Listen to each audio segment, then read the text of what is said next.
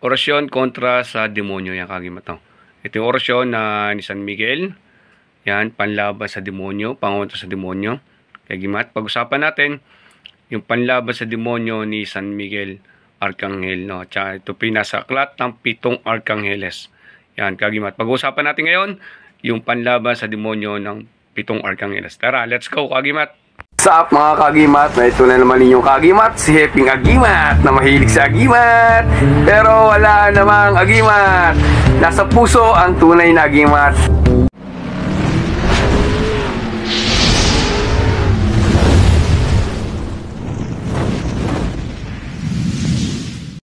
What's up mga kagimat? Ito na naman yung kagimat, si Heping Agimat na mahilig sa agimat pero wala namang agimat. Nasa puso ang tunay na agimat. Yan kagimat, pag-usapan natin yung panlaban sa demonyo ni Arcangel San Miguel. Yan, ito po yung nasa aklat ng 7 Arcangheles. Ito po kasi mga kagimat, kung maaalala nyo, mayroon nag-request sa atin, isang followers natin, na humiling po ng panalangin sa iba't ibang Arcangheles.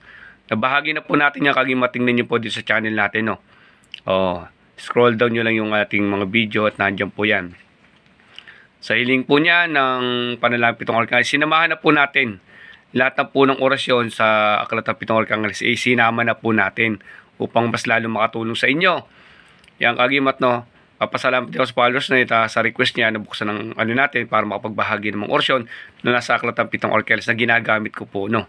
Matagal ko na pong ginagamit yung aklat ng 7 Arcangheles to. Hindi screenshot ko na, hindi ko po makapag ano ng mga edit pa ho, no. Ay in-screenshot ko na lang po at kayo na po mag-screenshot o kayo mag-type. Screenshot nyo na lang, zoom nyo, tapos screenshot nyo uli para mas malaki po. Na may makatulong sa inyo ito kagimat, no? Ito po ay pwede nyo ipansundot sa mga nagwawala ng may demonyo. Pwede ipansundot po doon, pwede pangihip nyo sa ulo sa may bunbunan. No, pwede ihip nyo sa daliri nyo, ipansundot nyo sa mga sikmura at sa mga daliri. Pwede rin nyo ipang-ipit. Inuusal po doon 3 beses. Pwede rin po sa mga gamit nyo na ididikit sa kanila. Pwede din po sa mga kahoy na pang-ipit nyo sa posporo. Pwede din pong gamitin to. Nagamit na po natin to kagimat, no. Pinangihip natin to sa ulo. Opo, pwede din pasundot sa daliri ito sa mga sinasaniban. Yan, kagimat, na may makatulong sa inyo itong konting kaalaman. Marami pa tayong babahagi. Like and follow, subscribe lang po sa YouTube at Facebook natin. Same name lang po tayo. Marami tayong binabahagi mga gamit na raffle, hula sa mga live natin, sa Facebook page natin, no? Kaya same lang kayo. Follow at subscribe po sa YouTube at Facebook natin upang makasali kayo sa mga binabahagi natin. Yung nakitang yan, marami na ito na bahagi mga ganyan po sa ating Facebook page, no? Yan, maraming salamat ulit kagimat, no?